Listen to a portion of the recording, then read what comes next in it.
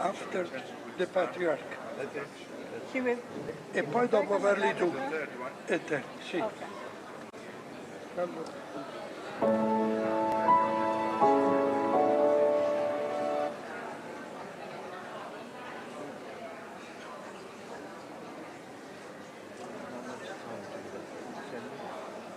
Yes, about 10.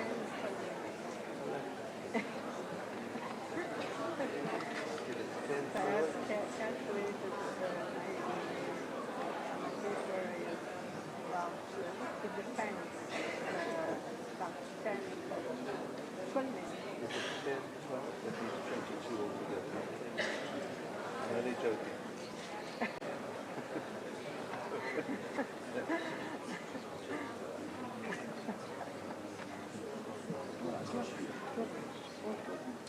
It's not easy to it's a paper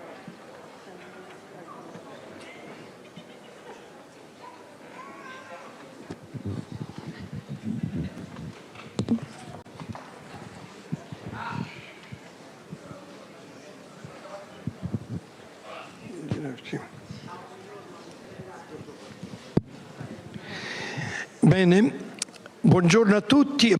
Good morning everybody, and welcome to this session of our conference.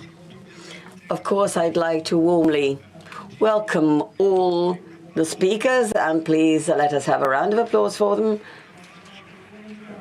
A community applause, and of course I'd like to welcome you. I'm not asking you to actually have a round of applause for yourselves. We should do so, but we won't. We're very happy to see you so numerous. I would like to particularly welcome the young people and of course the representatives of other religions.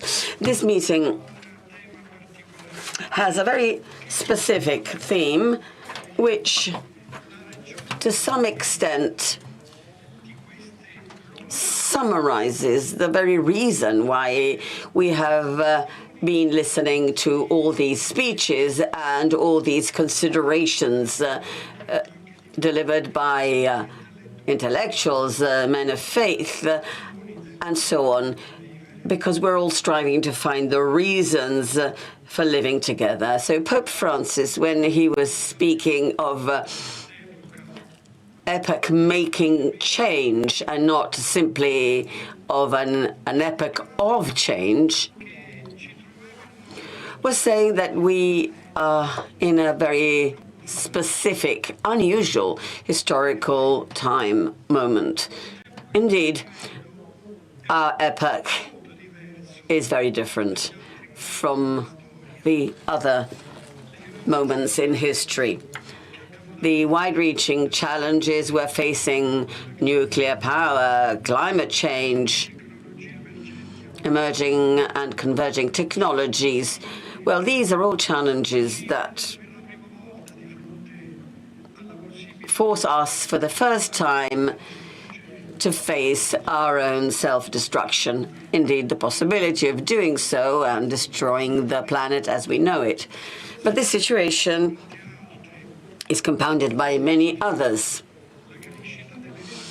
The increase of inequalities and poverty, the death of millions of human beings by hunger, the rise of despotic regimes which curb fundamental freedoms and rights, which have been enshrined in so many constitutions and international documents, the expansion of illegal economies and organized crime, which have proven an extraordinary ability to corrupt legal economy and expansion, the crisis and drama of hundreds of thousands of migrants fleeing one of these instances and tragedies. In this scenario that some call a scenario of poly-crises, what is lacking is a vision which can encompass everybody. Everybody seems to be focusing on themselves. And this is the challenge we're facing. Because today, our generalized culture is characterized by the so-called second individualistic revolution, as Ms. Lipovetsky wrote. The individual has taken the place of the community, so I has replaced we. The individual is the focus of our attention, and the ego, as Stirner, the scholar, the ego or the I feels alone. He or she does not want to be surrounded by anyone. Giuseppe De Rita, dear friend, speaks of a new cult, egolatry, the cult of the ego, whose altar is full of the sacrifice of our closest affections. We are all egoists. There is no other God other than the ego. In this religion, the first celebration is the day of Saint Narcissus. It is a very widespread cult, that of Saint Narcissus, and Narcissus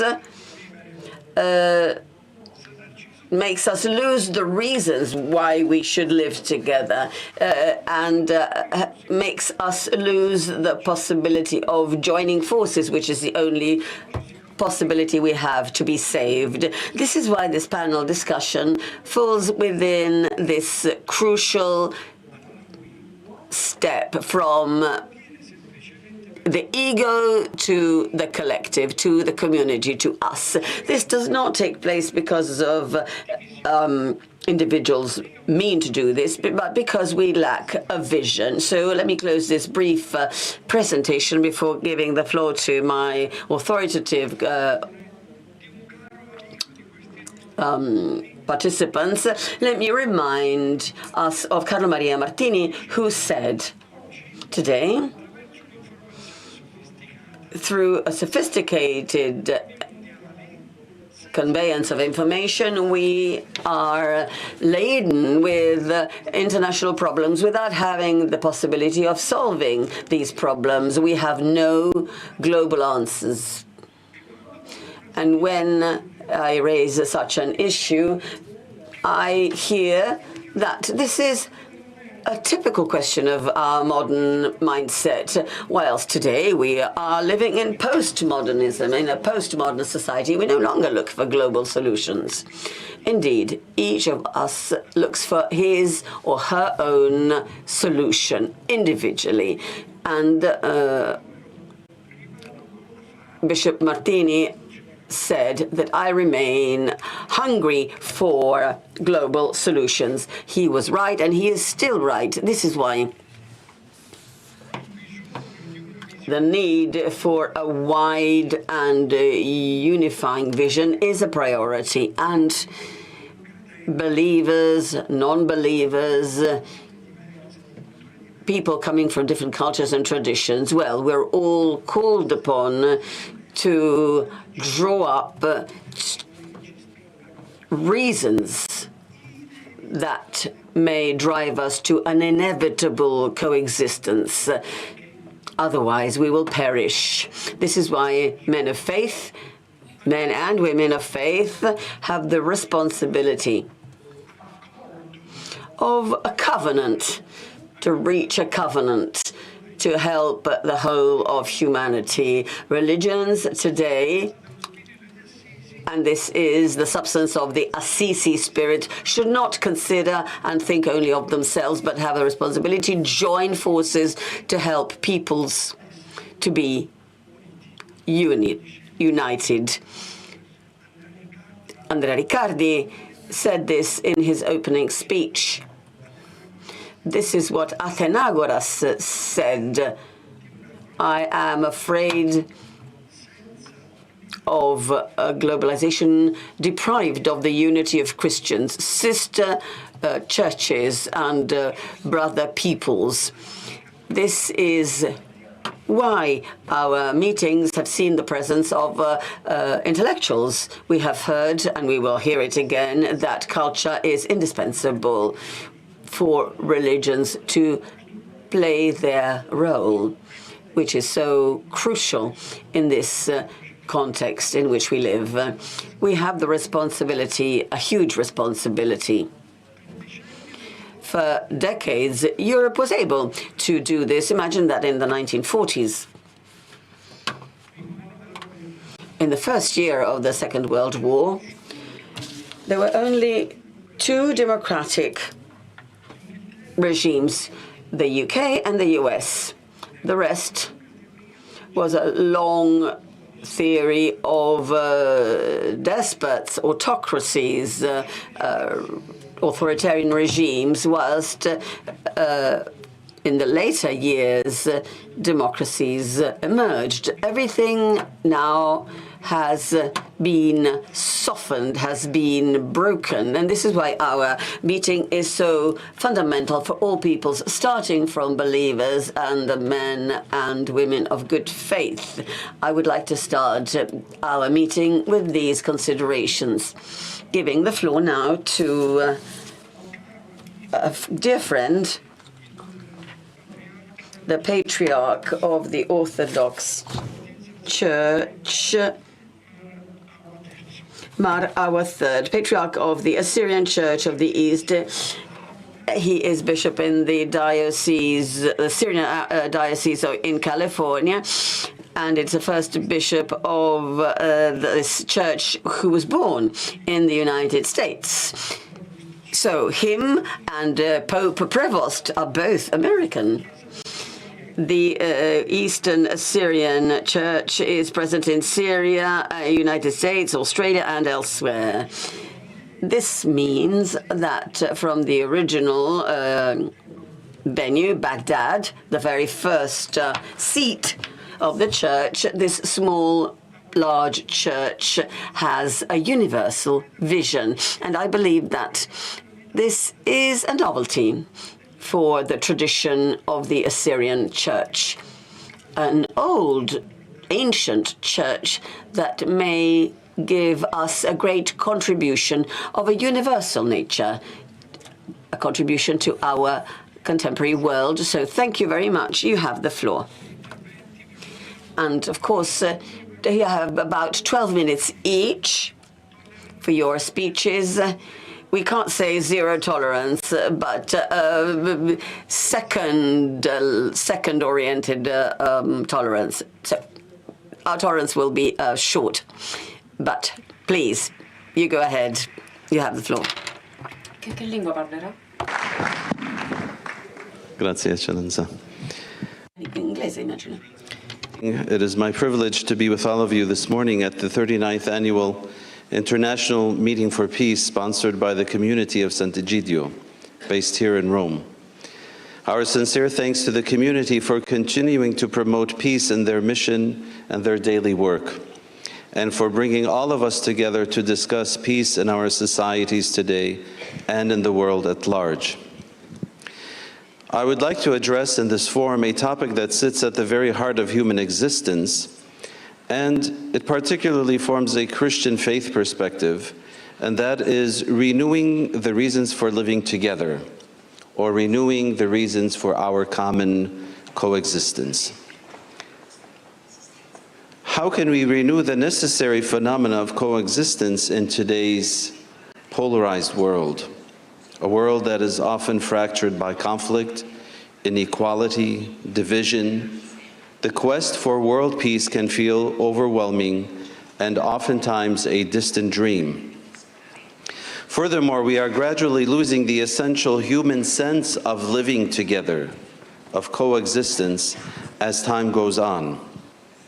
A direct result of this loss is the growth of social and national tensions, a breakdown of dialogue, a weakening of peace among nations and societies, and the structures that promote and that lead to peace. But I propose that to achieve this grand vision, we must first go back to the basics, to the reasons which are theological or divine, oftentimes biblical, and which address the question why we are here sharing this very small planet. Firstly, I'd like to look at the foundations of our shared humanity, which is the imago Dei, or the image of God, which we all share. From a Christian perspective, the reasons for living together are not merely sociological or political. They are primarily theological. Our foundational reason is the concept of the image of God, the imago Dei. Genesis 1:27 tells us that every human being, regardless of race, nation, or creed, is created in the image of God, the one Creator. This shared intrinsic value is the first and non-negotiable reason for our coexistence. If indeed we are all reflections of the divine, then to harm another is really to deface the image of God Himself. To exclude one another is to limit our view of God's own creation. Furthermore, we are given a divine mandate. The story of creation is not of individual isolation, as the Archbishop mentioned previously, but of community. Adam and Eve, the family, the tribe, etc. We as human beings are wired for relationships, which again in our Christian theology is a reflection of the Trinitarian God who is eternally in relationship. The primary mandate, therefore, is not separation, but stewardship of the earth and stewardship of one another. 2, the redemptive call, the Great Commandment. The Old Testament, specifically Deuteronomy 6, is the foundation which finds its ultimate renewal in the New Testament through the person and teachings of Christ. When asked to summarize all the law, Jesus gave us the Great Commandment. You shall love the Lord your God with all your heart, and you shall love your neighbor as yourself. Matthew 22. This commandment transforms the reasons for living together from mere tolerance into active and sacrificial love. The question is, who is my neighbor? The parable of the Good Samaritan in Luke 10 shatters any tribal, national, or religious boundary which we might construct.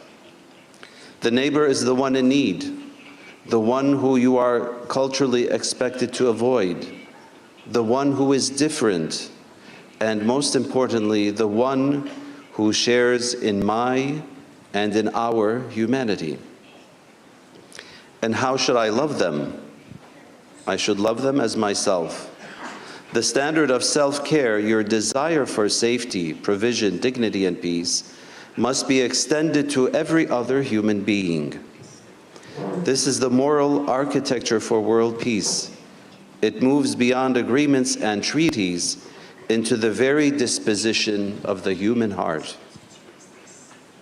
Thirdly, some challenges to our renewal of coexistence. Of course, living together in peaceful coexistence is neither easy nor automatic, and much less is its renewal. I would like to briefly mention 4 of these challenges that our coexistence faces. First and foremost, there is oftentimes division and distrust. Human communities are prone to conflict of ethnic, religious, political, economic differences, etc. The world is very much divided today. Secondly, the challenge of individualism. The cultural drift towards my rights, my space, my autonomy undermines community, and it undermines the sense of humanity. Thirdly, historical wounds. Sometimes faith groups or communities have hurt each other or excluded one another, and this diminishes trust. Such wounds, unfortunately, do not heal easily. Fourthly, global fractures. In a world of continually growing conflicts and separation, polarization, is on the unbridled rise. This makes the task of living together that much more difficult. Fourth, renewing the reasons for our coexistence. I'd like to share three key motivations. We have understood a biblical and faith-based foundation of our living together and its renewal.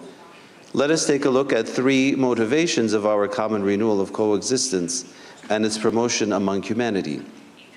Firstly, for the glory of God, who is our Creator. When believers live in unity and mutual love, the world sees something different. A community shaped by Christ, a community shaped by God. Psalm 133 says, God commands blessing when His people dwell together. In living together, we reflect the image of the triune God who is in communion, in relationship, and in love. Secondly, the reasons or motivation for our renewal of coexistence is for the flourishing of our neighbor and our community. The life of faith is not just vertical, meaning our relationship with God, but it is also horizontal, our relationship with one another. We support one another. We are to bear each other's burdens, rejoice with those who rejoice, and weep with those who weep.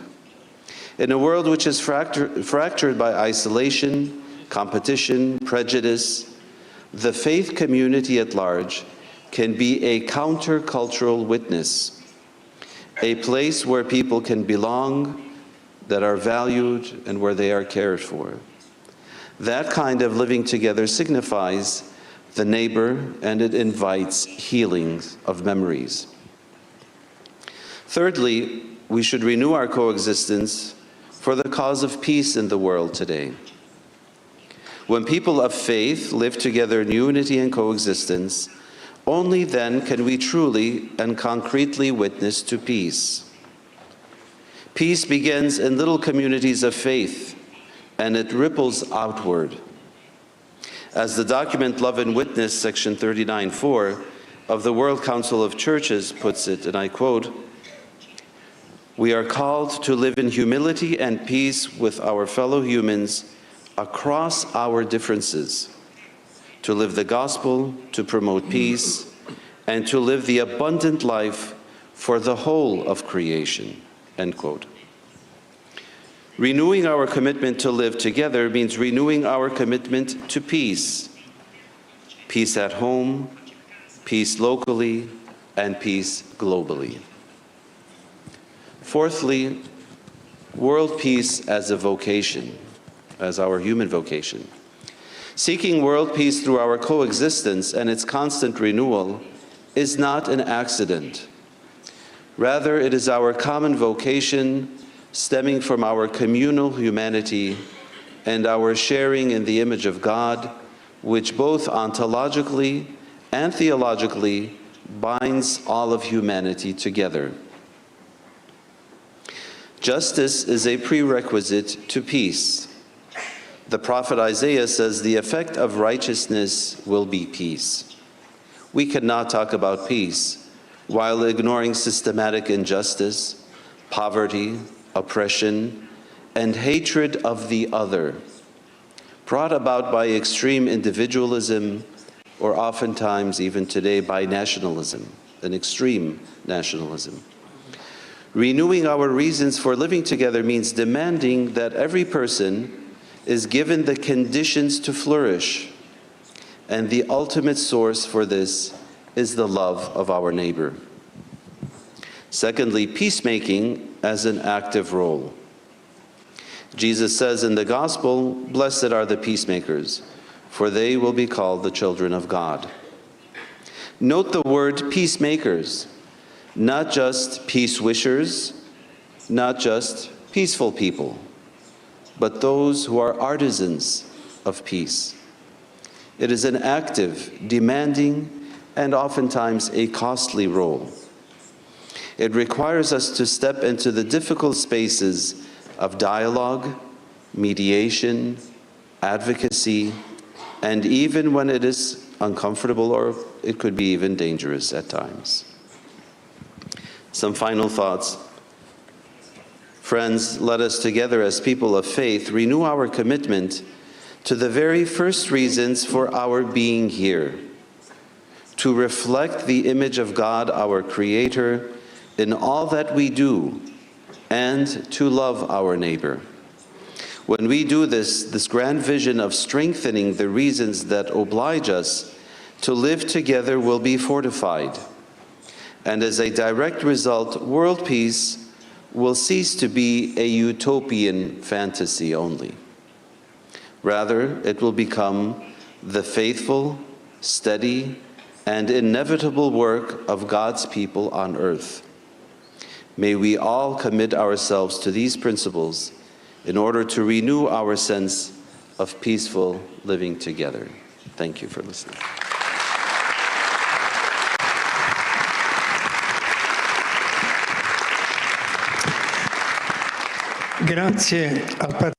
Thank you, Patriarch Marama III, because you have introduced in a very profound way our issue, the foundation of coexistence, of living together. It is something that comes before us. Individual has never existed. God does not exist as an individual, as a single being. For us Christians, it is three people, and God doesn't want to exist without us. And this dimension of, how can I say, of coexistence, peacefully living together, is at the very heart of all religions. We exist as a we. Individualism, hyper-individualism is not human. It is against humanity, human nature. When the Bible says at the beginning, men shouldn't live alone, this is not an ethical statement, it's a metaphysical statement, it's a theological statement. And religions, or theology, or faith, let's say, monotheism is profoundly humane, humanistic. It is based on humanity. What you said, Patriarch, is really a reason to abandon individualism or the selfishness of groups. The we of the groups based on ethnicity, on nationality. I think that all this is a contradiction to a human being as such, to the human family. And this is why faith is energy, is positive energy within the context of human coexistence. And surprisingly, in Europe, many lay people, they call upon the church or religions to help and support coexistence. The void, the vacuum is closely linked to individualism. So thank you, Your Eminence, for your reflections. And I would like now to give the floor to Chief Rabbi of Great Britain and the Commonwealth, Ephraim Mirvis. He's Chief Rabbi of Great Britain and the Commonwealth, and he, since 2013, we also remember the person who came before him, our friend Sachs. He was trained in South Africa, educated in South Africa and Israel. He was ordained a rabbi in Jerusalem and was Chief Rabbi of Ireland and in many communities of the United Kingdom until the present appointment. His interreligious commitment has led him to cooperate with Christian leaders to spread this dimension of Judaism as a fundamental dimension of coexistence. Rabbi, you have the floor, and if you want, you can speak from the podium. Thank you.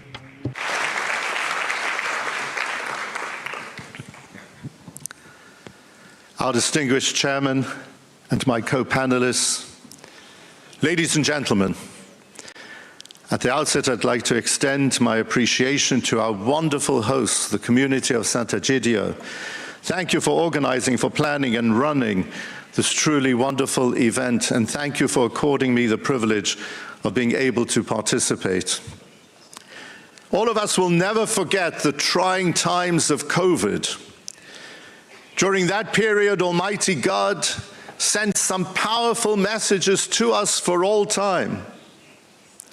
Right around the world, we were herded into our own homes, forced to be just by ourselves and with immediate members of family. It was then that we appreciated our own individuality, and we lived separate from all other people. But COVID, in addition to that, sent another powerful message, and that is the fact that the virus did not differentiate between people of different colors, of different genders, of different faiths, of different identities. The virus did not recognize borders. It was on one side, and its enemy was all of humankind. Almighty God was sending a message to us all. We're all part of one global family on earth. On our Jewish calendar, we have just completed our annual festival of Sukkot, Tabernacles. For 7 days, we dwell in flimsy booths which are outdoors. We have our meals within them, and some of us even sleep in them. And it's fascinating that dwelling in the Sukkah is the only one of all of the precepts of our Torah which can never be carried out in secret. By definition, it must be open to the elements, and therefore it must be visible. Consequently, the Sukkah is a statement by the Jew. I'm familiar with my identity. I know that I am different. You can all see me, and I'm proud of who I am. At the same time, during the festival of Sukkot in temple times, 70 different animals were offered on the altar, a reminder of the 70 original nations on earth. The Jewish people were praying for everyone on the planet.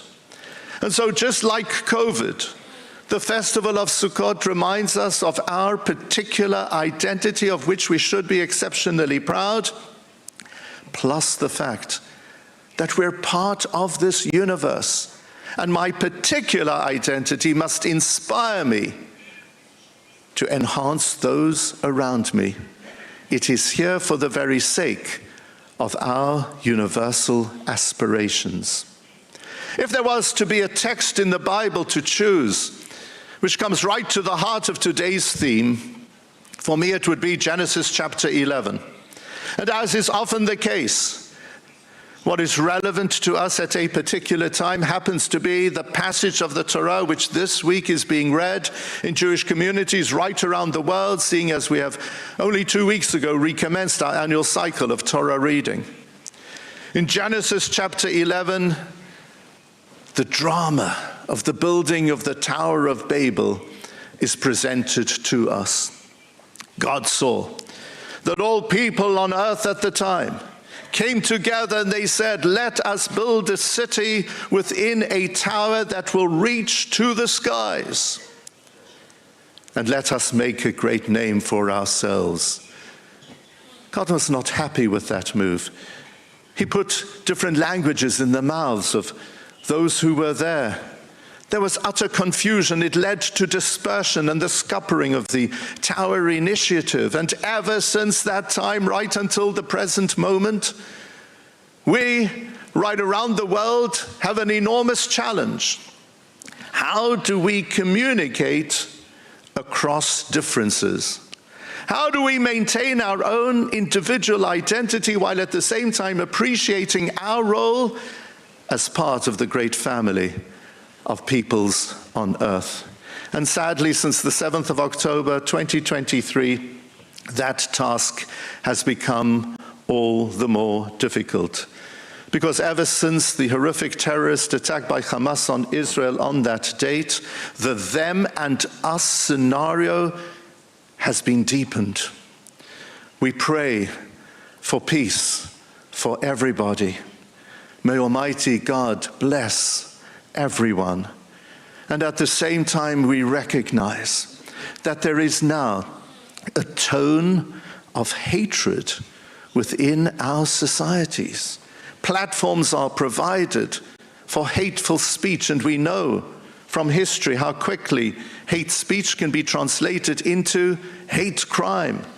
And this is exactly what transpired in Washington earlier this year when 2 staffers of the Israeli embassy were murdered. This is what happened only 3 weeks ago on our holy day of Yom Kippur at the Heaton Park Synagogue in Manchester, where a terrorist caused the death of 2 innocent men who had come to synagogue to pray. The Tower of Babel identifies for us the problem. But actually, the Tower of Babel also identifies for us the solution. Why do I say that? You see, what went wrong at Babel was that people looked upwards. They said, we will build a tower that will reach the heavens. They didn't look downwards. A building is only as strong as its foundations happen to be. You first need to look down as to where you are coming from, and thereafter build upon it upwards. So therefore, we need to look down in order to move up. We need to look behind us in order to move forward. And it is in the spirit of looking down in order to build up that I would like to recommend to you 6 things today. First of all, it is urgent that within our governments across the world, we have a cross-governmental approach in order to strengthen social cohesion on our streets and within our communities. Secondly, we need to readily identify and uproot extremism. Where there are gaps, the extremists will fill them. And we need to create legal frameworks to guarantee that extremism will be banished from our midst. Thirdly, we need to integrate newcomers in a healthy and successful way. And in order to do that, we need to look down, we need to appreciate our own values. Where are we coming from? What are the ideals of our society? And as a result, we need to identify the non-negotiable elements of our approach to the newcomers whom we welcome in our midst, so that we can guarantee the continuity of our value system in our midst. Fourthly, we need to strengthen interfaith dialogue and activity. And we need to have the courage not just to identify all that which unites us, but also to highlight that which separates us, and to have difficult conversations.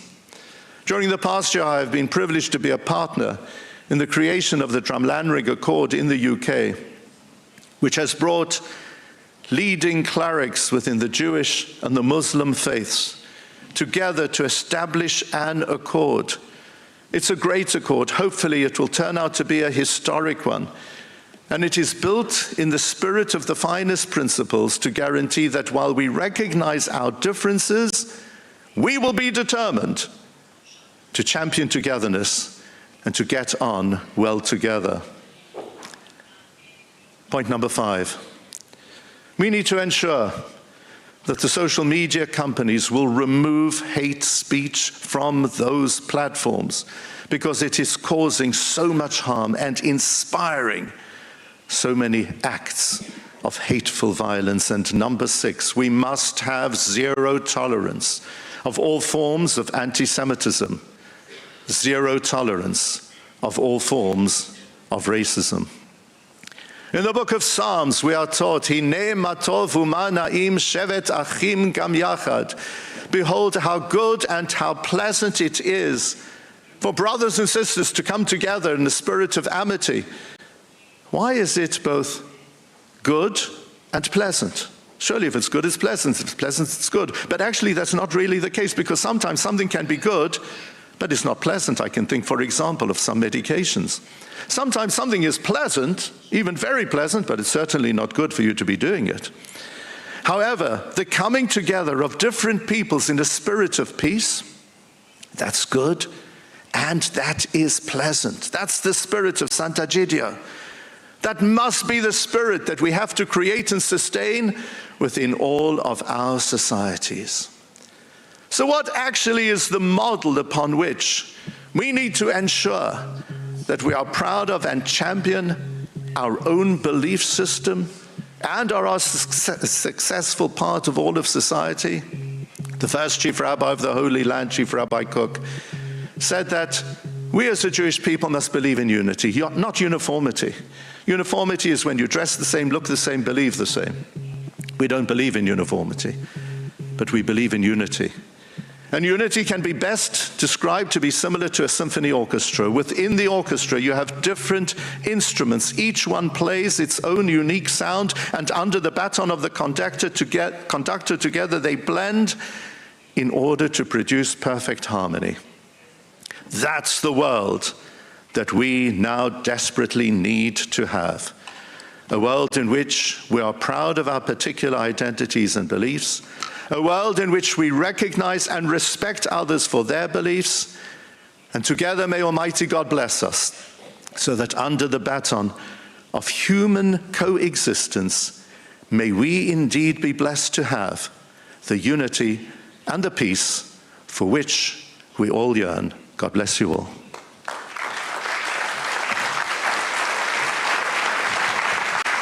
Grazie Rabbino Efraim.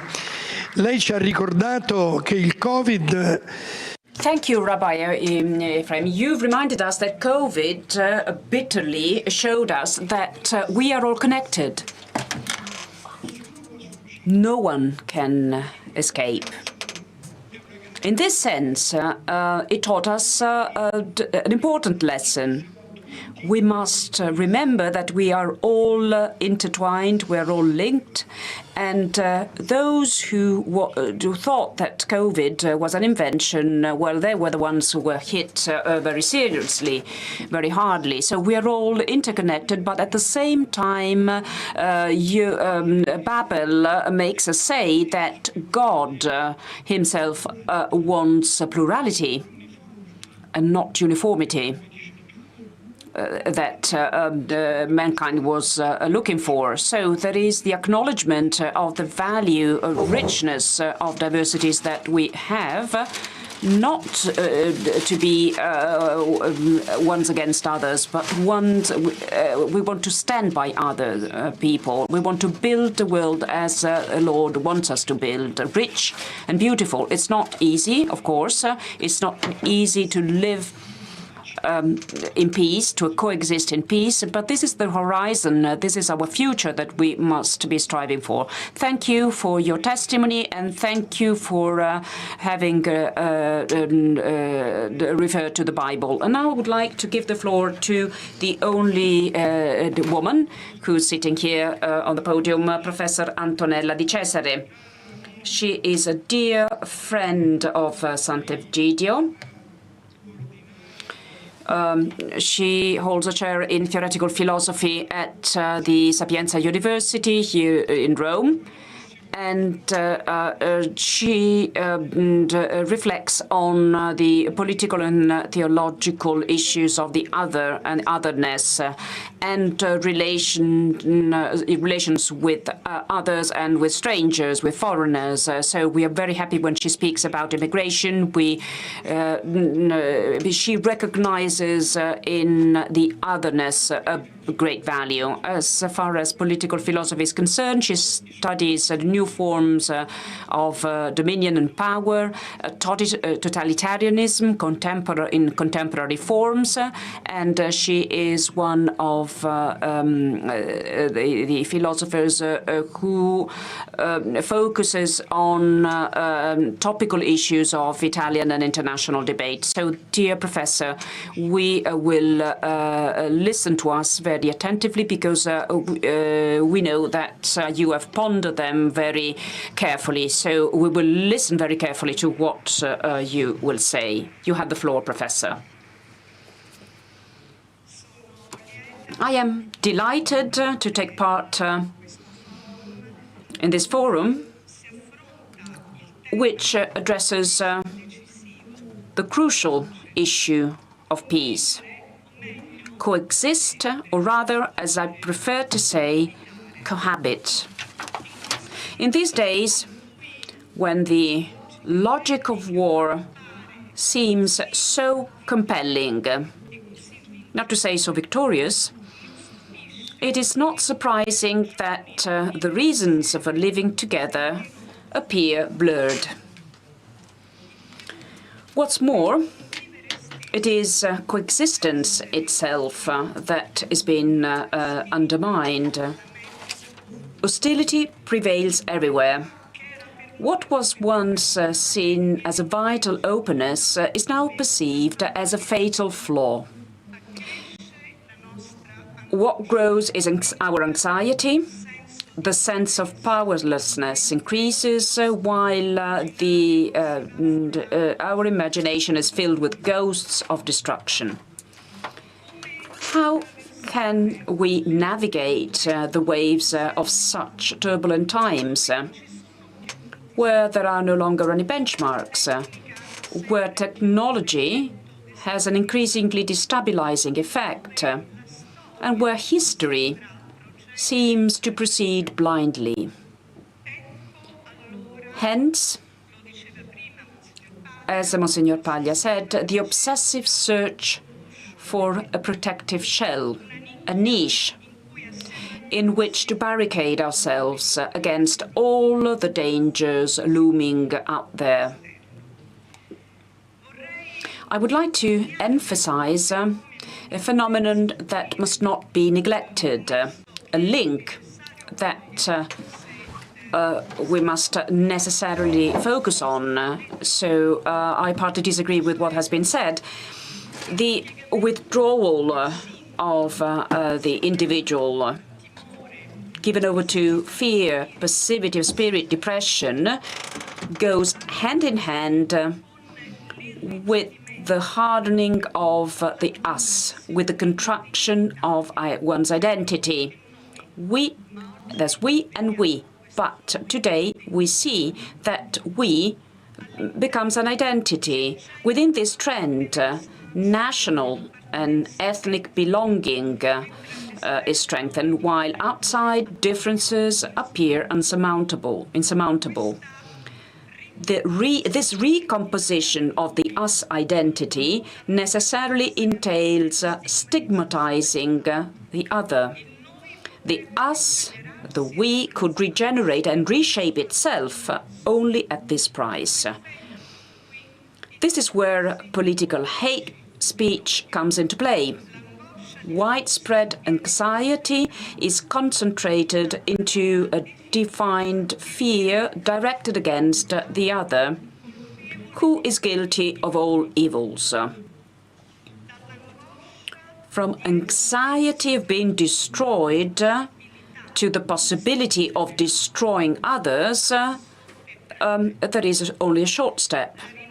The rebirth, the revamping of identity as one against the other already reveals the desire, the unconfessable desire for the one without the other. A desire that easily turns into wrath of war.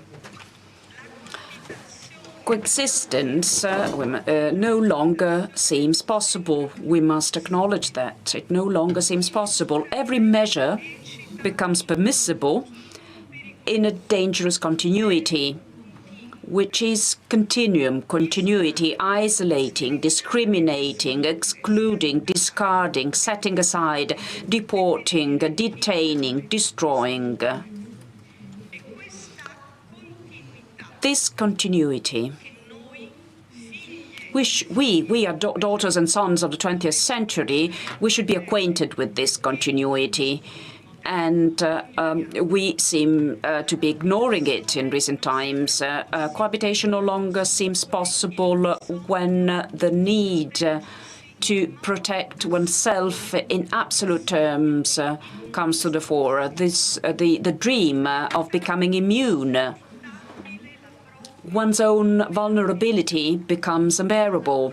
Yet vulnerability, far from being deprivation, is a resource that nourishes, or that should nourish and feed, reciprocal bonds.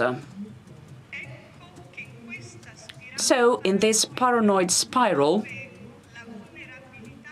where vulnerability is perceived in a negative way, so in this paranoid spiral marked by a deadly anxiety for survival, it seems possible to feel safe only by heaping death and ruin. Where cohabitation is considered impossible, identity-based violence, ethnic cleansing,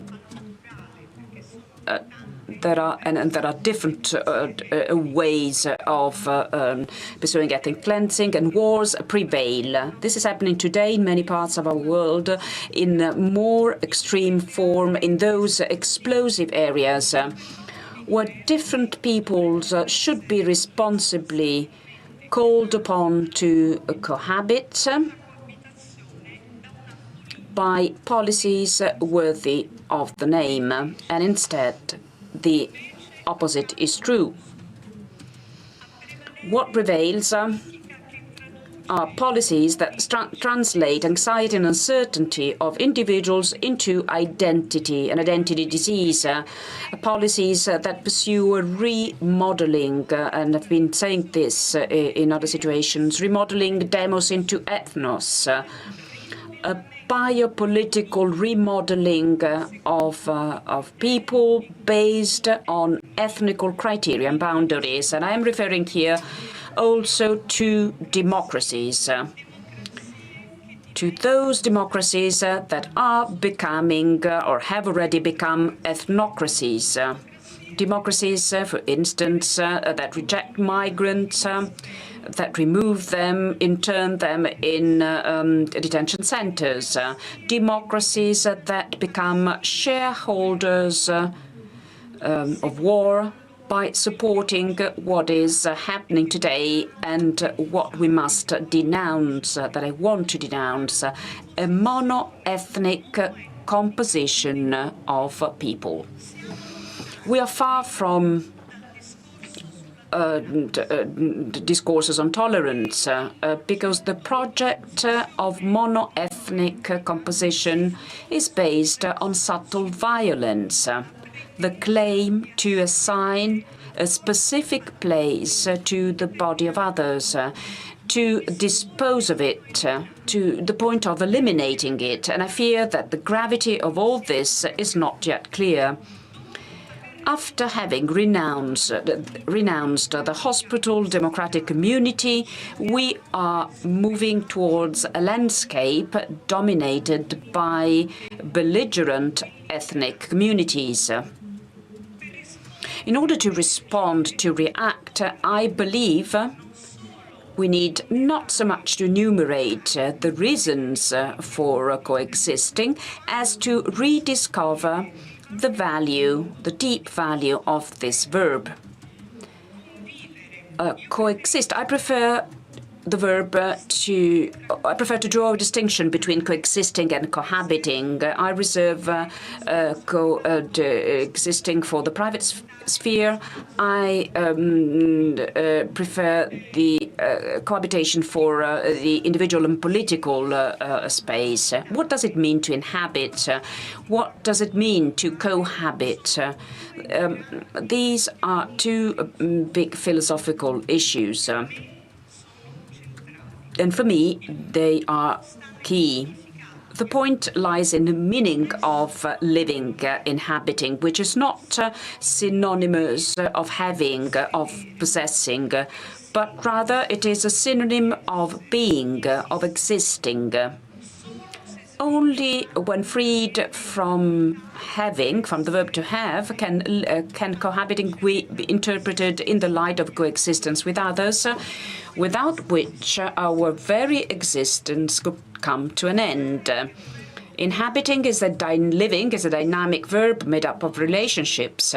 Today, proprietary inhabiting prevails, the claim to settle down, to make something one's own, to identify with it. The self identifies with the place and claims it in an exclusive fashion. It is today's sovereign citizen who, strengthened by the myth, the powerful myth of autochthony, claims to decide with whom to cohabit. Many of today's conflicts are the result, are the outcome of this desire. But is it really possible to decide with whom to cohabit and on what basis? This is the big in question today. In my opinion, the answer is no, unless we want to indulge in identity politics, identity drift, a dream of immunity, of ethnic remodeling, destructive violence, and the politics of death, or necropolitics, as I call it. We must emphatically, today more than ever, say that the other is an unwanted neighbor. The other with whom I'm forced to cohabit is a stranger, not a kindred spirit. Being a neighbor is a duty. It is not a choice based on affinity. Here lies the welcoming attitude that is a condition of every open political community and which today seems to be lost. Here lies the possibility of building peace. And we must see this clearly so that each of us can be a peacemaker today. We do not choose the other, who in fact is a stranger. And we are accountable for him. But proximity is not does not mean spatial proximity. The problem is the width in cohabitation. What does it mean? What value does this width have? The width does not mean a rigid standing side by side. It means turning spatial proximity. It means turning spatial proximity into temporal convergence, where each person's past is declined in a common future. And I now come to my conclusions. We cannot allow necropolitics of war, which separates, which demands the sacrifice of lives, which reduces us to bare life, turned it on oneself. On the contrary, we need politics that unites us, starting from the value of our neighbor and the life of our neighbor, as taught by the great religions, from the Torah. I'm thinking of the Vaikra verse 19:18. I'm thinking of the Talmud, the Gospel, Quran, and which these religions are now called upon to revive. Only politics that puts cohabitation first is an active politics for peace. Thank you for your attention.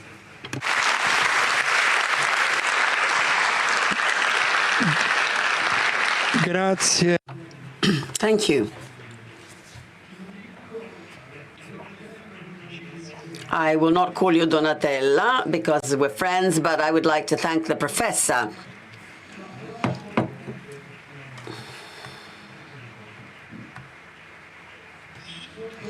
And this applause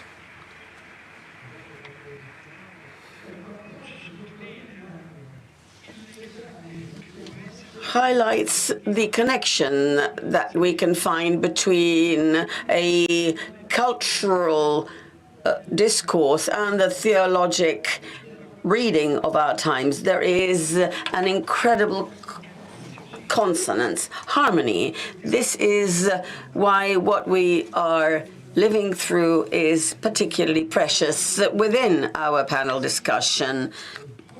Yes, cohabitation if somebody is as old as I am, for us slightly older people, there was a time when we dreamed cohabitation, night of 1989 when the Berlin Wall fell. We dreamt for peace and universal cohabitation, and over those years, miracles did actually happen. Apartheid in South Africa finished because even lessons and seminars saw a separation between blacks and whites, and this was only 40 years ago, not 300 years ago. The Oslo Agreement was signed. We in Sant'Egidio remember the 4th of October 1992, the peace in Mozambique. But other cohabitation processes were initiated. They were amazing in all the areas of the world, all over the world. When was it that a virus worse than COVID, and I mean the ethnical, nationalistic virus, exploded? This happened during the Balkan War. Over those years, in former Yugoslavia, there were 1.5 million mixed marriages. But when the war exploded, when the demon of ethnic perspectives, well, they killed each other, even amongst relatives. They burnt each other's homes. And from that moment onwards, the so-called balkanization, as I call it, of the world started. This is the virus we have to fight. That is why today the appeal towards peaceful coexistence amongst different people means recognizing the worth of identities. Differences should not be annulled, but they should be deprived of the virus that shows others as enemies rather than friends. The ego, once it steps on a podium, feels that he is the only one and the other is a foreign body, not to be considered. Thank you, Professor, for this contribution, which seems particularly important to me. Now I'd like to give the floor to a young friend, a Muslim friend,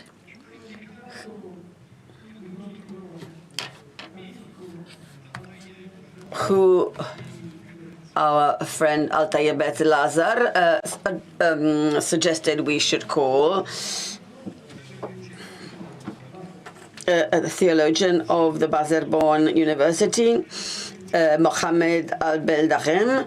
He studied between 2014 and 2019. He was a teacher of comparative religion and philosophy of Muslim law in Cairo, and then he also taught in German University between 20 and 21. He worked as a researcher at the Friedrich Alexander Universität of Nuremberg, and now he is a researcher within the Institute for Islamic Theology and the Institute for Comparative Theology and Studies of Paderborn University. Please, you have the floor.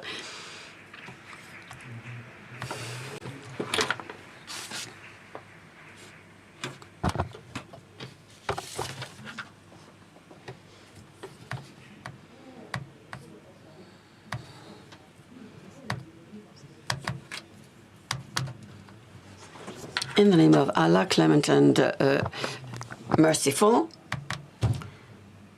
dear panelists, welcome and thank you very much. I'd like to thank the Sant'Egidio community for having addressed this invitation to me. The Prophet Muhammad,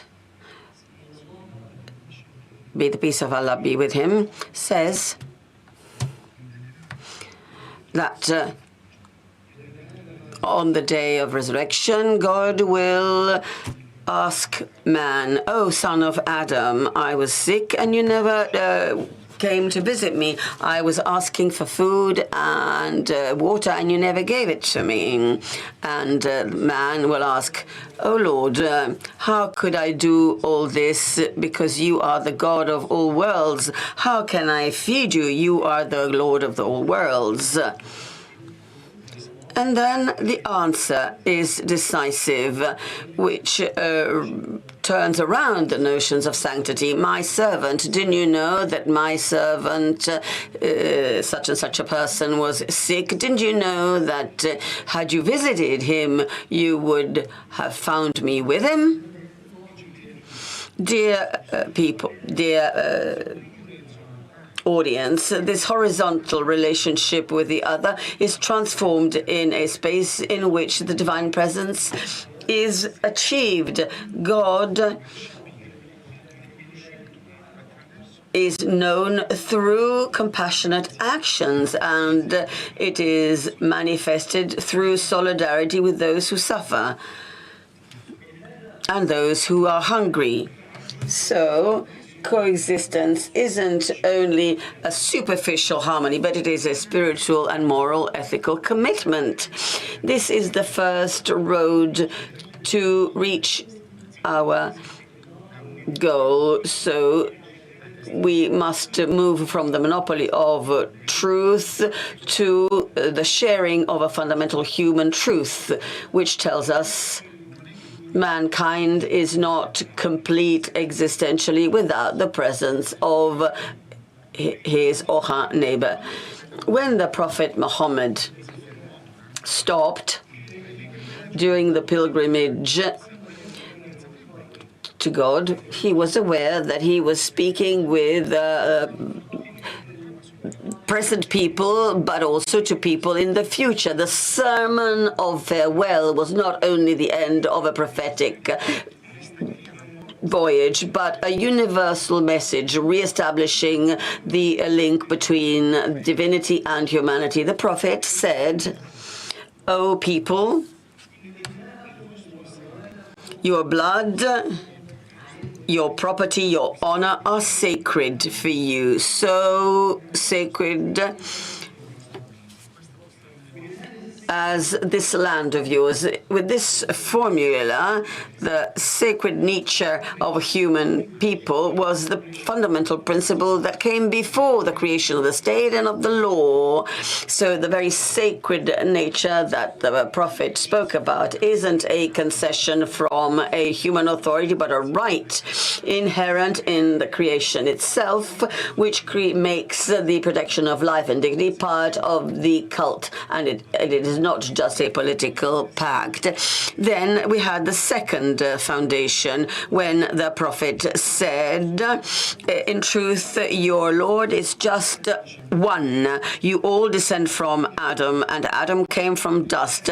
There is no superiority of an Arab over a non-Arab, or of an Arab on another Arab, nor of a person red on a black person, nor a black on a red. Not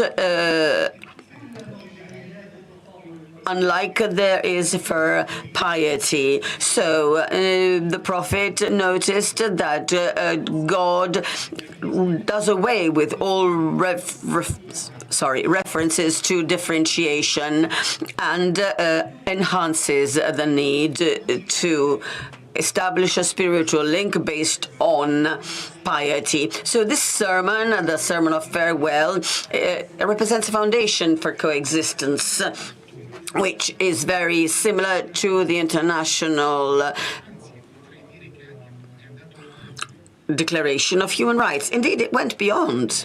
In this context, we can say that this sermon, the farewell sermon, is very similar to the sermon on the mountaintop recalled by Matthew, because both direct man towards the importance of individual and collective consciousness and create a link between faith as a relationship with God and justice as a relationship with other men, between cult and individual responsibility. So they link the heavens to earth. Dear guests, if this farewell sermon supplies us with a practical stance for coexistence, this is based on a profound theological foundation, which raises a question, a crucial question. In order to understand what is the divine and theological foundation with the relationship with the other and coexistence with the other, the answer is in the concept of monotheism, not just as a doctrine, but as a universal vision of existence, in which unity and diversity are reconciled in a creative harmony. And we don't deny divinity, but establishes its existential foundation. The Quran says, amongst his signs, there is diversity of your languages, of your races. By declaring that diversity isn't just an accident in the history of mankind, it is not punishment, it is a divine law which is immutable in Allah's creation. It is a sign clarifying his wisdom and beauty. Why? Because this apparent diversity is full of life, pulsates with life within a general framework of unity which is embodied in a single origin. We all come from Adam, and Adam came from earth, from dust. So this unity is embodied in a single aim, knowing each other and adoring Allah. This is the only framework which encompasses our diversity. This concept is not far from the other theological heritage of religions. And in the mystery of the Holy Trinity, for example, where the multiple nature of God is ensconced in a single truth. In Muslim theology, where are attributes of God which are interconnected and which reflect the unity of God without separations, without differentiations. These theological models offer a deep insight. True unity is one-directional, or which has the objective of eliminating diversity, but rather it's something that embraces plurality. And of course, the single God in Islam has many forms, and God in Christianity is one and trine. The only humanity in the farewell sermon is and in the mountaintop sermon is addressed to different people with different languages, races, tribes. And this places us in the face of important commitments to renew the basis of our coexistence. Number one, we have to shift the concept of coexistence from a formal coexistence to a true existential meeting. This is a coexistence in which each of us embraces the possible truth of the other, but not by criticizing and analyzing him, but rather on the basis of honesty and attention. And in this honest meeting, this possible truth in the religion of the other is taken seriously and respectfully, whilst the individual is looking God from a privileged position. According to this, the disagreement in looking for truth becomes part of adoring the single God, and it is not a cause for conflict in his name. The search to understand the manifestations of truth in others becomes a form of adoration, because it widens the horizon of our knowledge and of the divine wisdom revealed in creation. In this context, comparative theology at academic level offers a positive approach which is worth consideration and further study. Secondly, each of us must shift their relationship with the other from the sphere of tolerance to that of recognition, where the other person's existence, who is different, becomes an expression of the richness of creation.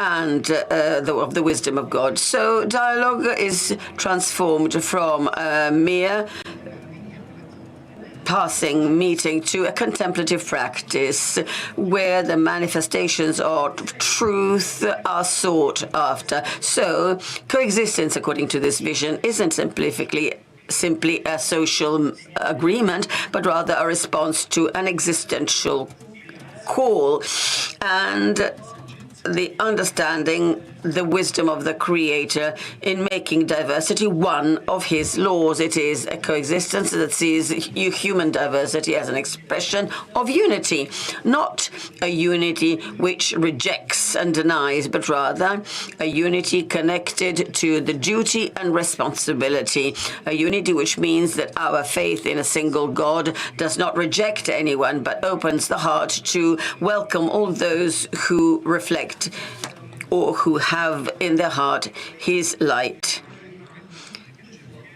We should now address to you an appeal to work together as members of all the same family in a world where we complement each other, where there is diversity, and this diversity is a source of creativity in which the faith in a single God is a driving force pushing us towards the common good. Lastly, let me say thank you to all the hearts who believe that man is the brother of man and the world is a home for everyone. Thank you for your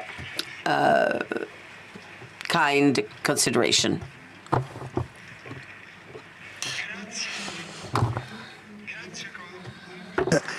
Thank you, Mohammed. Your words are particularly important. The words that you have said are particularly important, and I would say that they are also new, they are novel. Today, in this panel, we see convergence between Islamic theology, metaphysics, or theoretical philosophy, theology, and we reflect on the fact that diversity requires unity, and they do not annul each other. And so the reference you made to the Trinity mystery requires us Catholics to make an additional reflection in our. So when we say in our creed of the of the Son that is generated, not created, and we don't know what it means. That's exactly what it means. It means that being the being is not immovable. It is plural. It is generating. It is not monistic. And Trinity has a generating internal dialectics that saves unity. I think that all this is the heritage, the great heritage that we faithful, together with a philosophical perspective that understands the depth of human beings, and also Judaism. The tower, as we heard from Rabbi, makes us understand how important it is that diversities do not annul each other, but they should reach a point of unity. The human family is plural, but it must be one, just as the planet. the planet is diverse, is different, but it is the common home. So this must make us think of, make us pursue a planetary humanism that we must describe in all its details and facets. And this accounts for the common destination and fraternity, brotherhood. Thank you, Mohammed. And now, I would like to give the floor to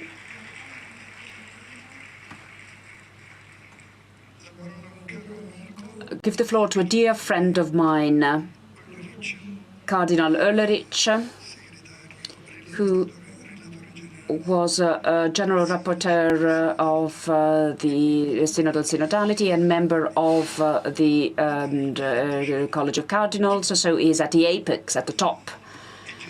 And he's a Jesuit.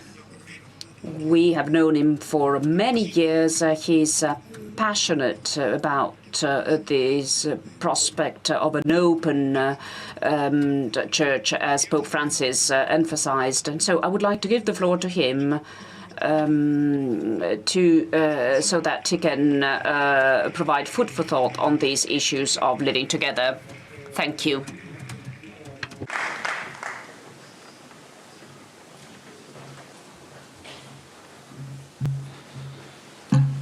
Thank you very much.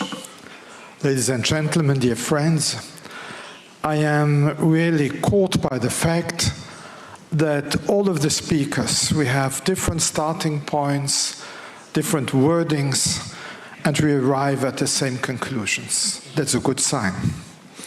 So I want to start with the fact that man is capax Dei.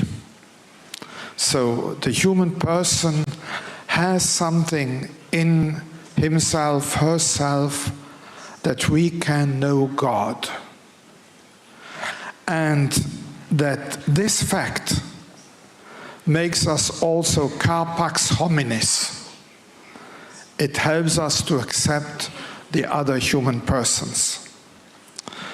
And when I speak of capax Dei, so having that possibility in himself, in herself, to be open to God, I do not just speak about the God of the great monotheistic religions. I also include Buddhism. I lived 24 years in Japan. And you cannot live in Japan without meeting Buddhism. And you have in Japanese Buddhism the concept of mu, nothing, ku, void. And this is very close to our concept of God. And also this expresses this capax Dei in other religions which have a different development as our monotheistic religions. In former times, religions had their own territory. And sometimes another religion infringed their territory, or there was a minority always living there. Then we got models of tolerance. I would give as an example the Edict of Tolerance of Louis XIV, where Catholic France tolerated in certain places a Protestant presence that is far from ideal, and we know it did not last for long. If we are really capax Dei, if we go to the core of our own religions, we come not only to tolerate, but to love the other religion and to love the people who believe, who are the faithful of these religions. And also in your same religion. I was at a certain moment rector of 70 Jesuits. You can imagine, Jesuits. They are people with very strong personalities, 70 together, a great potential for conflict. And I noticed in my own heart that there are people I like and there are people I dislike. So how come? How can I do that? How can I put that together with what I preach Sunday in the church? And I got the idea that I have to pray especially for the people I did not like. But not praying, God transform them in lovely beings that I could accept. But praying, God, give me your eye on these people. That I can see the people with your eyes, with your love. And it functions. It changes the view on people. So if you go to the core of God, also in religious practice, in prayer, you are very close to the other persons. And the religions now have not territories anymore. I am Archbishop of Luxembourg. Luxembourg used to be a very Catholic country, it's a little bit like Ireland. There's not much left of it. Most people have no religion. The Catholics are still the biggest religion, but then we have all other Christian denominations. We always had a Jewish community living there. Now we also have Islam. Hindu people now want to have a temple. There are Buddhists. So the whole world is in one country, in one city. And we have not to learn to coexist. We have to learn to cohabitate, living together. For me, this habitare, together, live together, is the image of a family. So we have to create new family ties. And we have to discover in our religion and in our common humanity that we are one family. And that you have to help each other in one family. So when the Muslims come to me and say, we want a mosque, I say, yes, I support you. Of course you should have, because we have churches. I am for our freedom of religion. I also want you to have the same freedom of religion. And when you love the other, you can discover in the other something which helps you to be a better Catholic, a better Muslim, a better Jew. For me, again, I'm sorry if I speak about my own experience. When I was in Japan and I saw the beautiful temples and the smile of the Buddha. So once for my Christian prayer, I went to a temple and I meditated the smile of the Buddha. And I discovered that I got a better understanding of the words of Christ, peace be with you. We can help each other to deepen our own religion by the otherness in the other religion. And sometimes you have to act. I was professor at Sophia University. You know, there are many student clubs. And there was one club of Shorinji Kempo. That's the Japanese form of Shaolin. So a martial arts club. And in fact, it is linked to a temple in China, a Buddhist temple. So Japanese young people are very secularized. So they do not know much about Buddhism. So they had some vague idea that their sports has to do with religion. So they come to me, Catholic priest, and ask me, can you become our counselor? Because we want to understand better our sports. Yes, I accept it. So I did not take this occasion to give a Christian teaching to them, but then I studied the Buddhism at the origin of this club, and I tried as best as I could. And I told them I'm perhaps not the best person to do it, but as best as I could to help them to grow in the spirituality of their sports. So we have to do the same on the scale of the whole world. We have to help each other. There is a tendency to push religions into the private sector. That's completely wrong. Because we have to be players in the public international sector. We can help with others. We are not the only ones.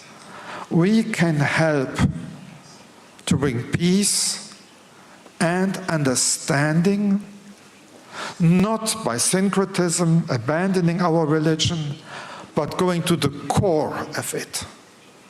And in the core we meet God, and in God we meet our sisters and our brothers of other religions and of those who have no religion. And we can appreciate the human person. At the end, I just want to say something about my experience of synodality. We had the synod in Rome, 23, 24. And you know, polarization is not just in politics. You are surely aware that there is huge polarization also inside the church. And I was very doubtful, I must admit, at one moment, if we really could do this synod. But we did it. We succeeded in getting together, of listening to each other, and of walking together. I think the Holy Spirit made us do this experience, not just for us, because the church is at the service of the world. No, the world is not there for the church, but the church is there for the world. So God made us also do that experience in order to start a new way, a new movement of walking together with all of humanity. And that's what is needed. Of course, we have to influence politics, but it will be a continuous struggle. And once we have gained one little point, we lose another one. We have to transform society. And that starts with our own little world. Our own little world is part of totality. And like that, if we can have synodality with our neighbors, with the people who work with us, of the people we meet, and make a more peaceful society, it will be contagious. It will be as contagious as the virus of COVID. And God, and again, I include all the definitions of God, can lead us into a new reality of peace. But we have to change. We have to convert in order to be peaceful beings, to have a real human heart, to lose our heart of stone and to get a heart of flesh again. Thank you for your attention.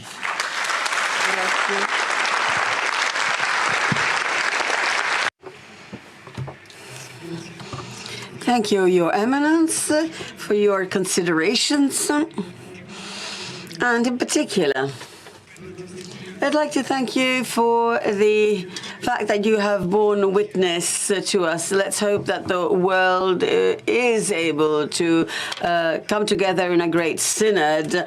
I don't know who may actually chair it, but I believe that religions have a task in helping the world rediscover that humanism and indeed religions are for men rather than against men. I was recalling the René of Lyon expression, the living man is the glory of God. So there is a connection between theology and humanism, which is particularly significant. Before moving on and giving the floor to our last speaker, whom we all know very well, so in order also to have a general conclusion, I'd like to say that there is a little bit of time for a possible Q&A session. Whoever would like to ask a question, somebody will come to you and collect your questions if you write them down and see whether we can answer, considering that at 12 we have to absolutely leave because we have to go to lunch and have the general celebration of the end of these 2 days. Now I'd like to give the floor to Olivier Roy, Orientalist and political scientist, professor at the School of Transnational Governance and president of the Robert Schuman Center. We have known him for a long time, Sant'Egidio, at Sant'Egidio for his books, and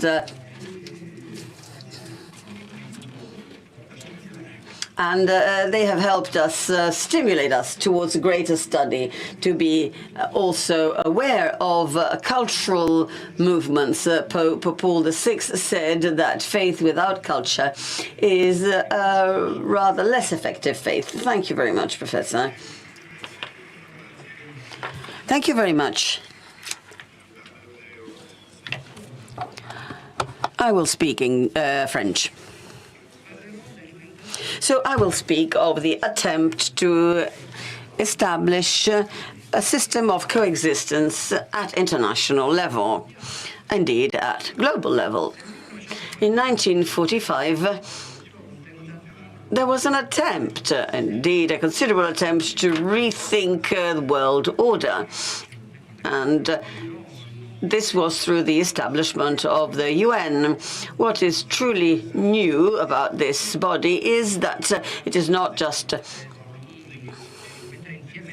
bringing together different states to negotiate treaties, but rather it was a question of establishing international agencies working towards development, cooperation, and so on.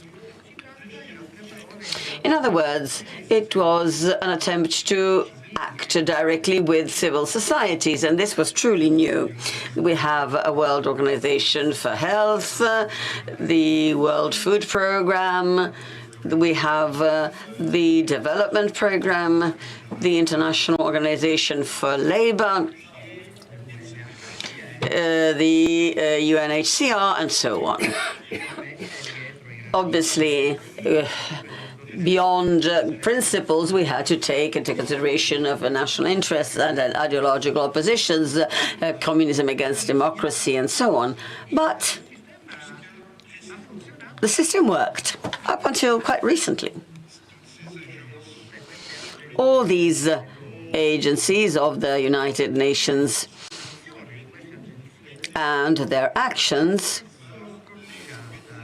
has been far reaching, also with the help of non-governmental organizations. Starting from the 1980s, we saw a flurry of NGOs being created and established in the world. So we have NGOs, private NGOs on the one hand, and international organizations on the other. This system is now collapsing. And this raises a question. Renewing coexistence internationally. The paradox of the fall of the Soviet Union is that instead of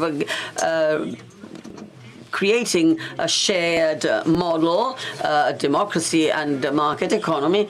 On the opposite, it caused a decrease in the level of solidarity. Only the European Union developed after the fall of the Soviet Union, but Brexit, alas, showed that the process of European solidarity was reversible, and above all, that the rise of anti-European populist countries, anti-international cooperation, proved that such solidarity could be easily questioned.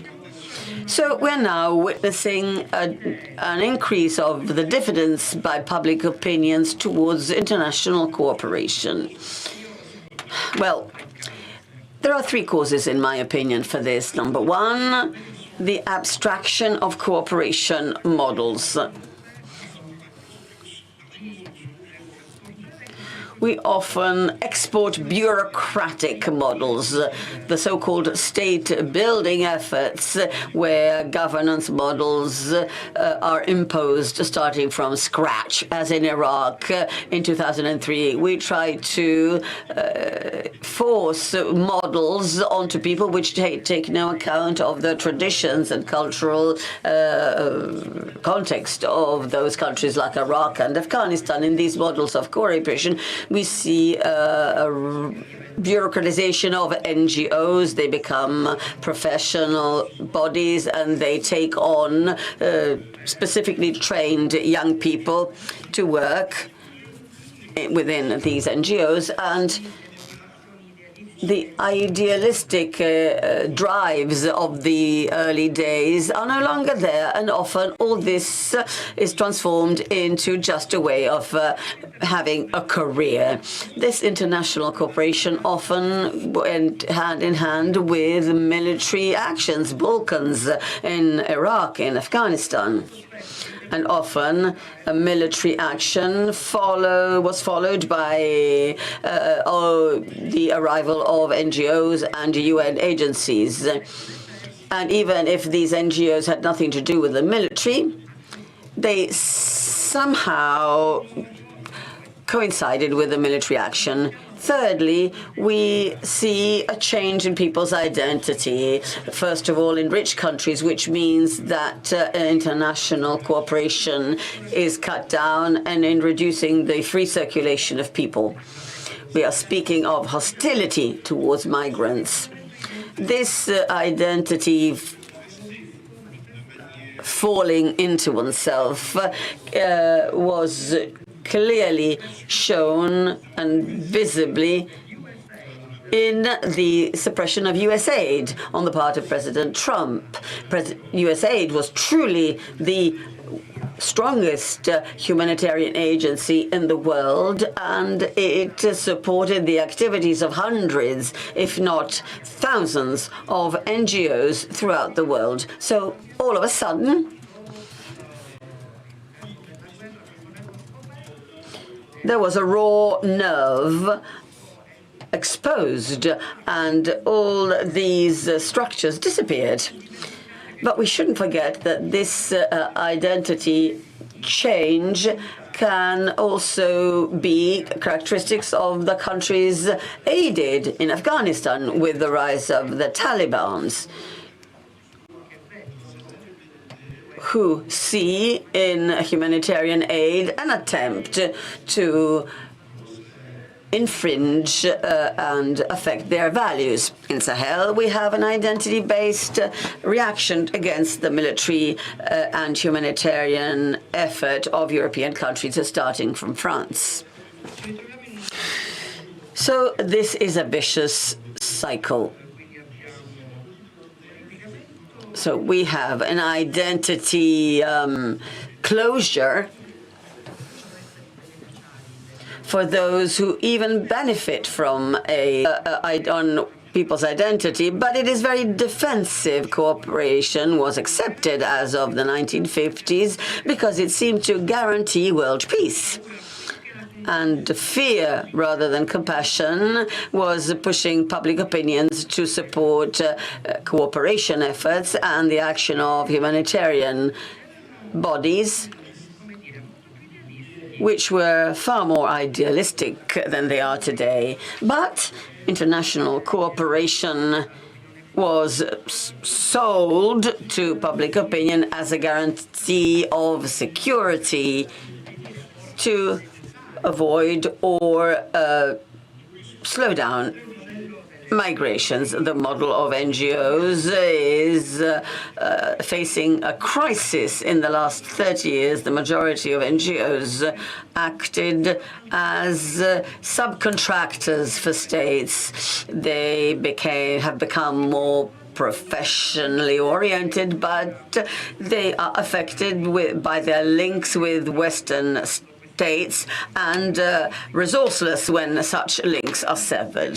So is it the end of planet coexistence? Well, after this crisis, we notice everywhere that there are solidarity efforts quite beyond state actions. We are referring to international aid, support, and associations that support migrants. And these are not merely a continuation of the humanitarian aid, which is clearly institutionally established. There are resilient actors. There are those who continue the effort despite the crisis. First of all, churches. Churches are relatively independent from states and state action. And they continue to perform these actions. Within churches, we have two types of interesting actions. On the one hand, we have institutional actions carried out by associations connected to the church, and then grassroots actions, parishes that help and welcome refugees, migrants, but they of course depend on the authorization of their bishops. There are grassroots initiatives that spontaneously emerge within churches. The last two popes have declared that they are open to the help of migrants. We see, therefore, a multiplication of local actions undertaken by people who in the past were not activists, who are not professionals of aid, but are simple citizens who may establish new networks. So these are new actors who are somewhat unexpected. The actors of this new resistance do not define themselves as political militants or defenders of a cause, but they act for conscience reasons, be they believers or not. Given this refusal of governments to undertake humanitarian policy, local solidarity initiatives appear as a moral dissent. This is what I see today. The humanitarian drive is not mainstream. It does not follow the action of agencies of the UN or governments. It is becoming a voice of dissent. But I'm speaking of moral dissent. These people help illegal migrants between Italy and France on the border. There are attempts to fight against the actions of the immigration police in the US, for example. Given the indifference of states, this moral dissent is often repressed. People are arrested, tried, and in spite of itself, it is the object of a political conflict. We could go beyond. We have seen that over the last conclave in Rome, there was a political offensive of the mega Make America Great Again current to push the church to stop defending the migrant cause. This attitude was much more conservative than before. That was the idea, to invite people to stop defending migrants. You will remember the attempt of the American Vice President to explain to Pope Francis the real sense of Lordo Amoris. That was really fun for Pope Francis. What is the strategy for the future? Defending international cooperation is less apparent in the programs of political parties, whilst populists push people towards disengagement. We have to become a little more active politically, I believe, even though we've seen that making causes more political have been counterproductive. Another obstacle is the reticence on the part of public opinions, which will not be convinced if we tell them off. Today, moral teachings is associated to diffidence. On the other hand, we have to continue in the direction of moral protest, together with testimony through action, as happened with the campaigns for civil rights. We can undertake a number of actions, but unfortunately, the best argument is that of interests. The crisis of international cooperation can only make security shakier. So we need a political class that has a far-reaching perspective and has a sense of responsibility. And this is not happening today. Those visionaries who established the UN and Europe have no heirs today, but they were the product of a great catastrophe. Do we need a new catastrophe to produce profits? Well, I'll leave you with that. Thank you. Grazie. Thank you. Thank you, Professor Roy.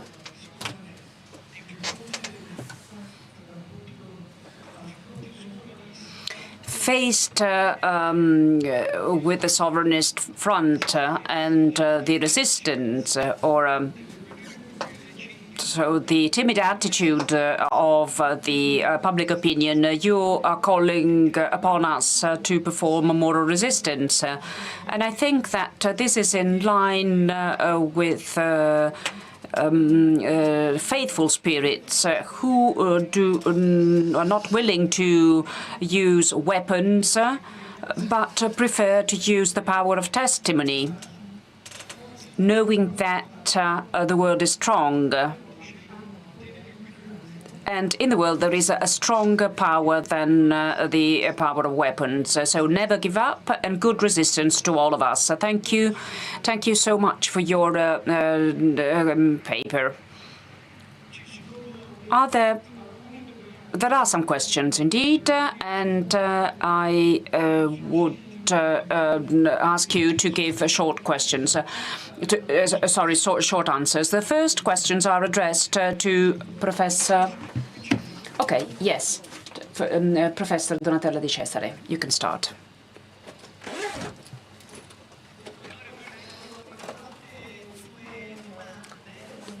Two questions have been addressed to me, and both questions are very important. One question concerns vulnerability as a value. Vulnus, being vulnerable, not just as a wound, but as a source of value. And the question focuses on elderly people, the elderly who are excluded from social cohabitation, from social living together. When I speak of living together, I was referring, of course, to the question of the mono-ethnic layout of people, and so the task of living together for people. But of course, the problem concerns those who live within the communities, because you can build wall even within communities. And sometimes these walls are invisible. We know that these walls, that the walls of discrimination, of racism, leading to violence, and these are the walls that also discriminate against generations and discriminate against elderly people. The issue of elderly people exploded during the pandemic, of course, and I don't need to remind you what trauma occurred in Italy with the elderly. And I don't need to mention this issue, which is very close to the heart of Monsignor Paglia, who worked on discrimination against the elderly. I think that these invisible walls that are built, these discriminations, well, we must work on that. And the issue of elderly people is posed and is raised, but and that's why it's a very good question. However, we understand what I would call not only being self-centered, individualism, but also, but what I would define as this sense of being self-centered, and there are two problems connected to that: the discomfort of young people, the Great Depression that lingers and that exists among young people, and I know this very well because I have young students, of course. So they tend to be self-centered, to be folded onto oneself. They do not, they are not projected into the future because the future has been killed because of the elimination of future for young people, and also the issue of segregation of elderly people, which in turn leads to the loss of feelings in the communities. Elderly people are no longer the source of narratives about the world, a role that they used to play in the past. I'd like to remind an important figure of the Jewish tradition, Martin Buber, and in particular his Hasidim stories, where he mentions the role of elderly people, so the elderly that narrated stories, told stories, and through narration, through these narratives, they they built communities, the shtetl, the Oriental shtetl, but this is also true for communities in general, so not just for the Jewish communities. We do away with the elderly. We have given up a source of orientation because storytelling builds communities, and I think that this is extremely serious. And I associate I link up with another question that is also very important, and the question concerns the efforts. Are efforts being made to live together in the civil society? And what do you think about these efforts? Do you think that this living together could have an impact on ethno-nationalistic policies? Well, it's a question posed by Philippe. The answer is Sant'Egidio. Sant'Egidio is a great example of this because it is, in my opinion, an example of putting into practice forms of living together. Clearly, I think that we have to distinguish between different levels. There is a macropolitical level, and unfortunately, this is what we don't have, what we miss today, and we have lost this level. We're not represented at a macro level, but there is also another level, another layer. Micro, and I'm referring to micropolitics. And I go back to what was said. So the moral dissidence, ethical dissidence means disagreement, and we perceive that something is happening. It is true that we live in a very fearful and moment. We cannot interpret, we do not have the coordinates to interpret the moment we're living in. But if we consider all the wars, all the destructive power of violence, of wars, well, it is also true that there is a very strong reaction to that, that people dissent, they disagree. And I think that there is a very close tie between those two realities, so the link between religion, ethics and politics. And this link must be preserved, must be fostered. And this can be true also in the small actions and the small gestures. This link must survive. So what can each one of us do to become a peacemaker, to support this living together? I think that any action, and each one knows what should be done, because I think that each one of us know what it means in their personal life. I think that this we can take on this responsibility, knowing that even a small, a tiny act can change the situation. So that's a point. So my small responsibility can be decisive. Thank you. Thank you. And now the questions posed to the Patriarch. How we can promote living in harmony in the context of religious fundamentalism and divisive politics. I think one of the worst forms of fundamentalism, and there's many forms of fundamentalism, there's social fundamentalism, there's cultural nationalistic fundamentalism, the concept that one culture is better or greater than another. I think religious is the ugliest because it means that faith in theology and faith in God is used as a tool against the other who is different than I am.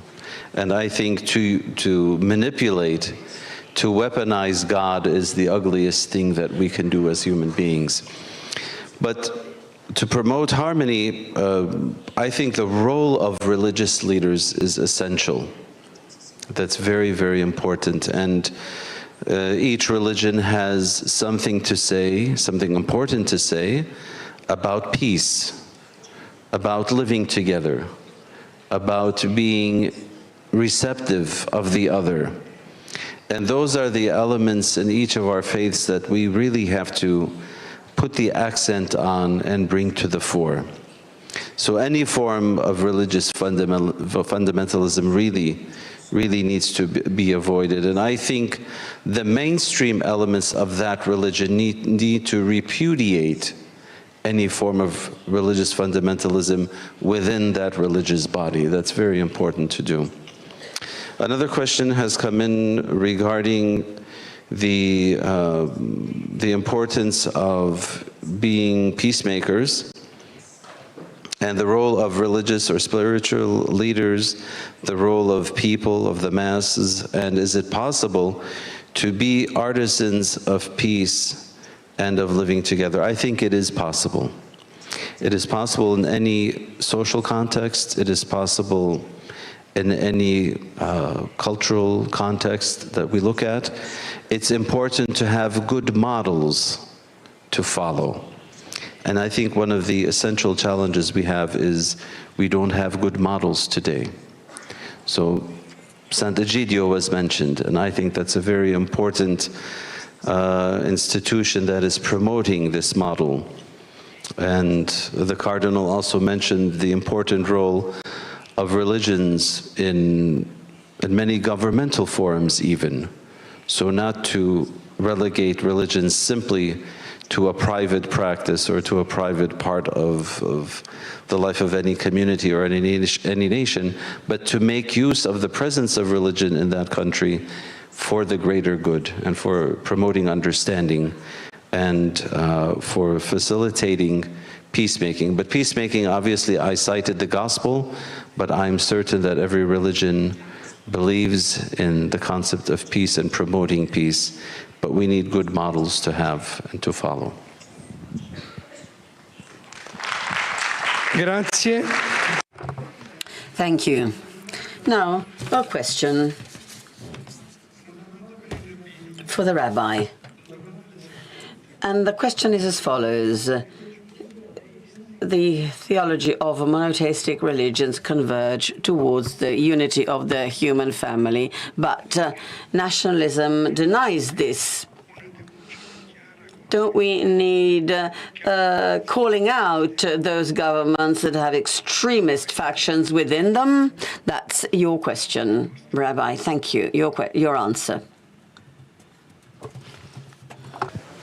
Okay. Thank you. Let me speak in general terms. Right at the beginning of the creation of human beings, we find a fascinating term in the Torah. On each day of creation, God looked at what he had created, and he declared, Tov, this is good. On day number 6, God declared, Tov me'od, this is very good. That was the day on which a human being was created. There is a midrash, a rabbinic text from 1,800 years ago, which is extraordinary. The rabbinic text says, instead of the word ma'od, meaning very, read mavet, meaning death. So what can that mean? Tov mavet, death is good? Can't be. So surely our sages at that time, of 2 millennia ago, were trying to point out the dangers of extremism. Because ma'od is like mavet, veriness, which means extremism, can sometimes be so bad that it can even produce death. So in this way we highlight the dangers of extremism. It was Maimonides, the famous Rambam of Spain of medieval times, who spoke about moderation as being the golden rule, not to one extreme and not to the other. That is the rule. Sometimes, you know, as King Solomon said in the book of Proverbs, there is a time for peace and there is a time for war. It is a sad reality of life that when there is an existential threat to a country, it is necessary for the sake of survival to defend oneself. And within that context, there can be different approaches. Broadly speaking, I agree with the tone of the question that has been posed to us with regard to extremism, and I agree that extremism in general is not a good thing.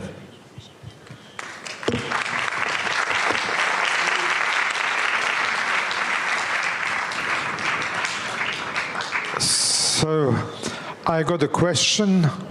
What has been the role of ecumenism, interreligious dialogue, in the Synod on Synodality?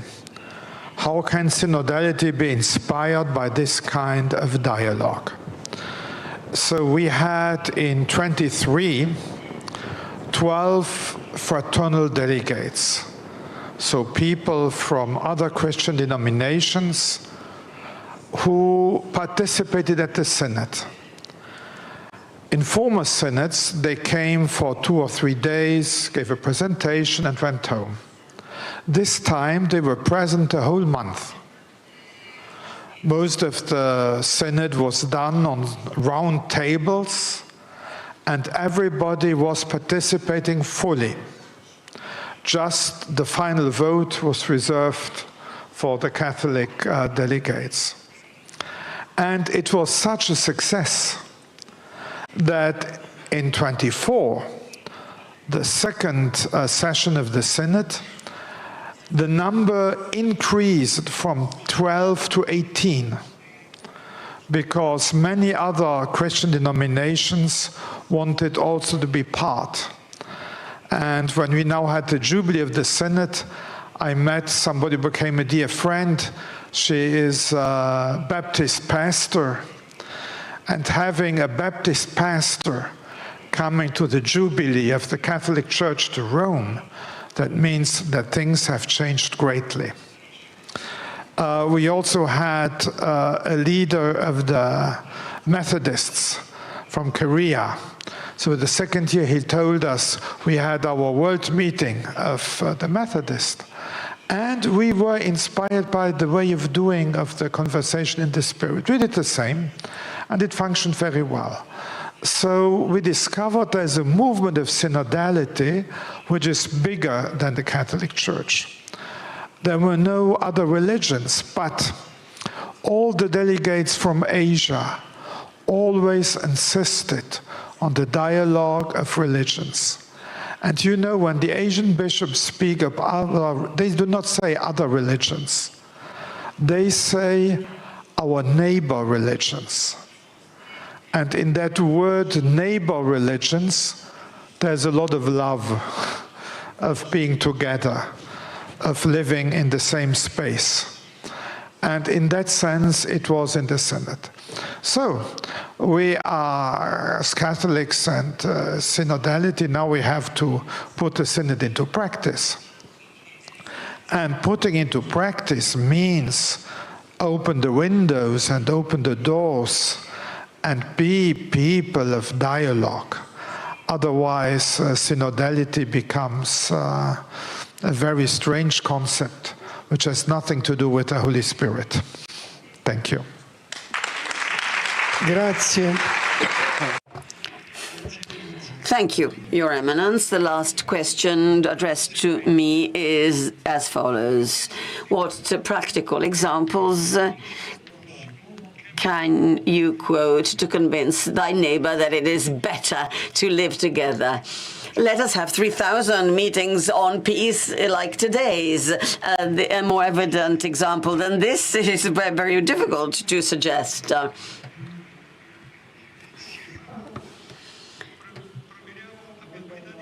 We have different ages, different religions, different cultures, different countries of origin, different jobs. And today we heard how beautiful a meeting is, which is both plural and unifying. And I believe that experiences such as the present one not only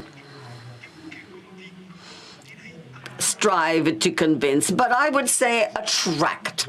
This is a great challenge that we have with today's world. In difficult moments, the problem isn't convincing others, is attracting and fascinating others. And I believe that this is the great lesson that we have to learn today. Fascinating, it is much more effective than convincing or throwing bombs. So I would like to thank you all of us, for your participation. And I believe that what we will truly need is visions, attractive visions, visions that move not just thoughts, but that move hearts. We need to stimulate movements that are truly proactive and attractive. Let me close with a very short summary, which is that in a world which visions are absent or poor, Pope Francis and Pope Leo XIV have supplied us with a vision. Pope Francis, with Laudato Si, told us that the planet where we live is our home, everyone's home. with Fratelli Tutti, he told us that this home is inhabited by all peoples that represent a single plural family. We can't slice up the weather, we cannot slice up people, and with the Lexite, Pope Leo accepted from Pope Francis, we hear that within this family there's only one table, and the poor must participate in our context, in our table. Thank you very much.